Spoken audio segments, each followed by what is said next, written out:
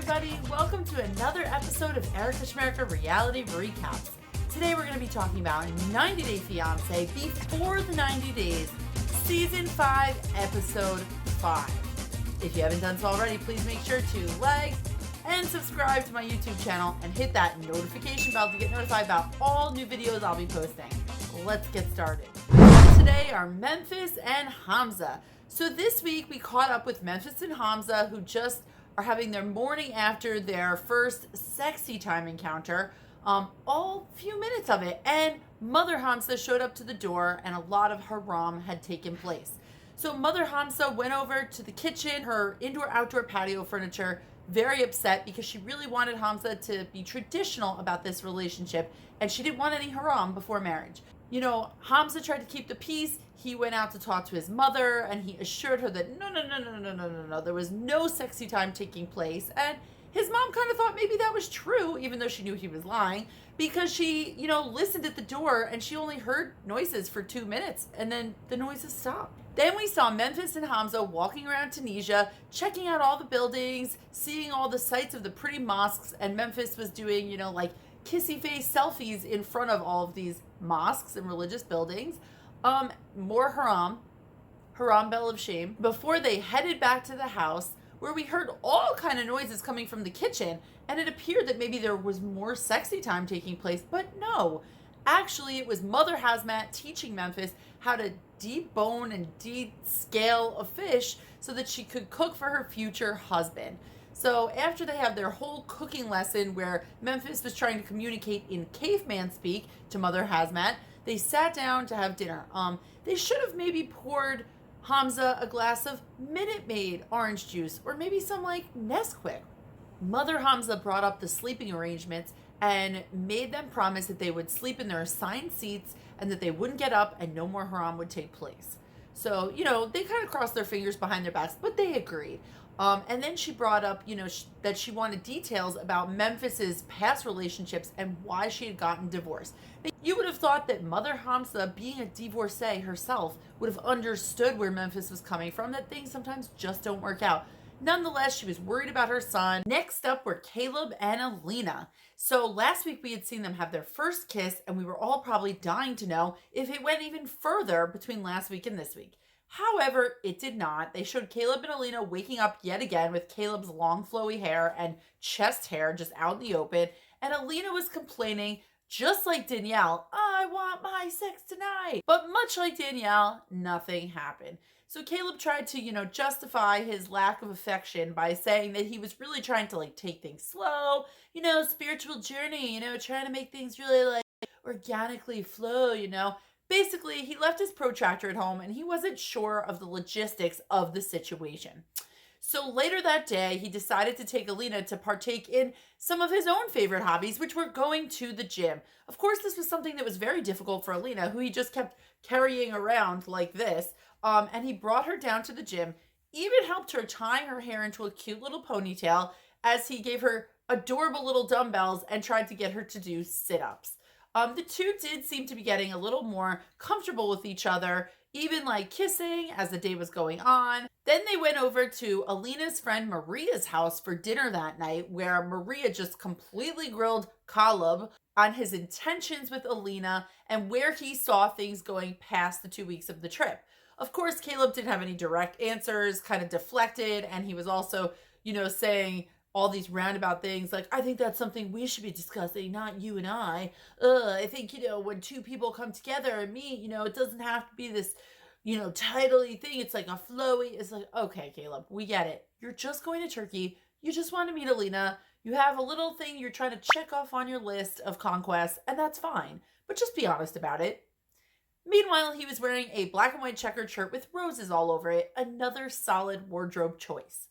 So then later that night, they took the cab home. Caleb asked Elena if she would like him to toss her into the cab, like a Nerf ball or something.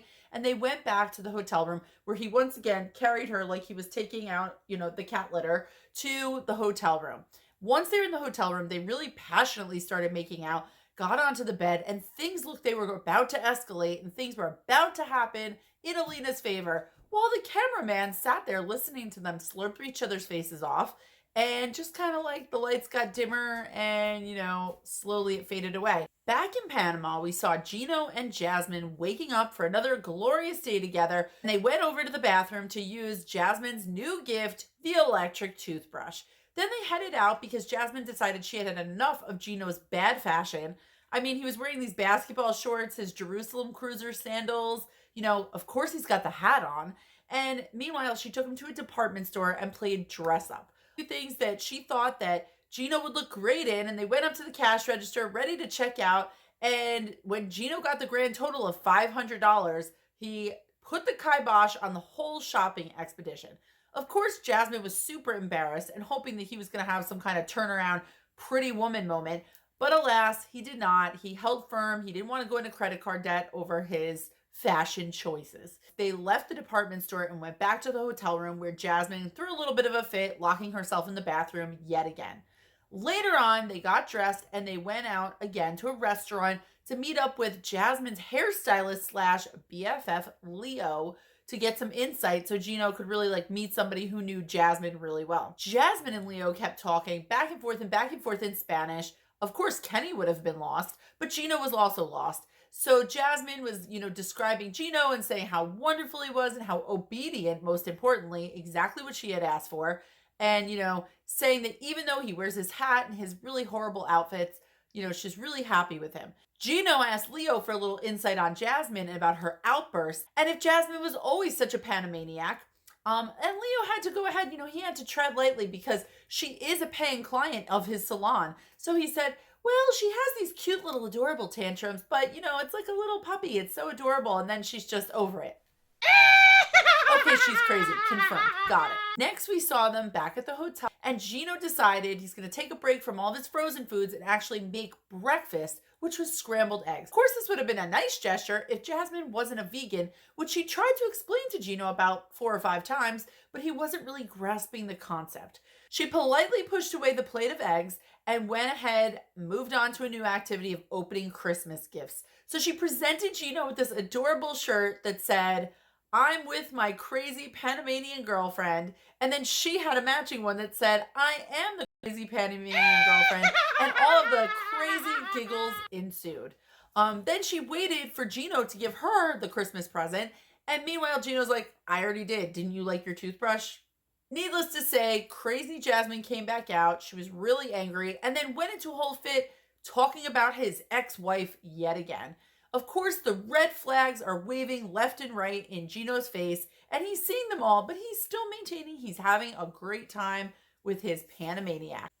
Back in Colombia, we caught up with Mike and Jimena, who had just woken up from their first romantic night together. Mike, of course, described the first night together as the best night of his life. And I kind of had another story. She described the night as, a regular old Tuesday. So that day, Jimena had big plans to take Mike, along with her whole entire family, out to the Colombian countryside to a beautiful resort spa area with natural waterfalls in the rainforest. I mean, the kids got super excited when they saw cows on the side of the road, all screaming the Spanish word vaca, that's Spanish for cows, Kenny. And meanwhile, Mike was like, oh, that's cow. And they all were hysterically laughing. Finally arrived at the beautiful spa and resort. And Mike and Jimena were getting a little frisky in the water there with her whole family, including her kids. And Harold Stephen watching from the water. She was jumping all over him and he was just sitting there with his hairy back, happy as can be, just smiling ear to ear, hopefully using Paul's sheath so he wouldn't catch any kind of diseases. That water did look a little bit murky. And then they were just, having a great time. But aside from Mike, Jimena took a little time to talk to her sister where she confessed, that she hadn't been quite honest with Mike about her inability to have any more kids. It seems as though when she was 14 and 19, when she gave birth to both Juan and Harold Stephen, it was a very painful birth and it was a C-section. And, she decided at the ripe old age of 19 that she was done having prison babies and that she should go ahead and just have her tubes tied. However, she probably went to the prison to have this procedure done because that's where she likes to go to do things. They just use a machete to chop your tubes. and they burn and singe the ends of the tubes, the branding insignia of the gang affiliation of your choice. She decided the right time to tell Mike would be at a romantic poolside dinner, so she waited to use the translator to tell him that, she knows he would make a great father, but baby Mike is not going to happen. I mean, it's probably for the best that she's not naming another child. Mike took it in strides and he said, I understand and that's very upsetting and I really have to think about it. It's a lot to take in. But in the 21st century, anything could happen and, there are ways to make things happen. So Jimena was happy that she kept her Mikey Warbucks in place for the time being. Previews for next week show a few more bombs that Jimena's going to drop on him, including living with a hitman. I just hope Mike makes it home from Colombia safe and sound and that his father doesn't have to sell his adorable collection of beer steins in order to pay the ransom and get him home. Last today, we had Johnny and Ella. So Ella, is all... So first we saw Johnny with his adorable son Stoney going fishing and talking about his big trip to the U.S. And then he went home to see his parents who take care of his son. And they were all making, traditional Chinese cuisine. They were making some kind of dumpling. I don't know. It looked delicious. Mother Johnny was trying to get Johnny to find a nice Chinese girl, settle down, stay put, and, keep working because he's the breadwinner of the family. So Johnny's mom's trying to give him the guilt trip. And he said that actually another perk of finding a foreign girlfriend is that the foreign girlfriend won't be able to communicate with his mother, who was a little pushy and apparently destroyed his first marriage with a Chinese woman.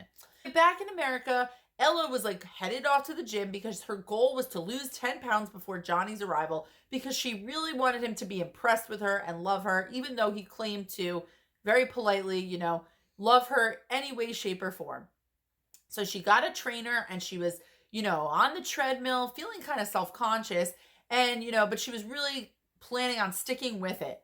She checked her phone only to get a message from Johnny saying that his Singapore visa had been denied and he wasn't sure how he's going to get to the U.S. The tears started flowing. She was freaking out. But, I like to look at things on the positive side. She has more time to shred for the wedding. In the meantime, she could sneak a little ice cream cone in honor of Stoney, who also loves ice cream. Thanks so much for joining me for another episode of Erica Schmerica's Reality Recaps. If you haven't done so already, please make sure to like and subscribe to my YouTube channel, and I'll see you again next week. Bye!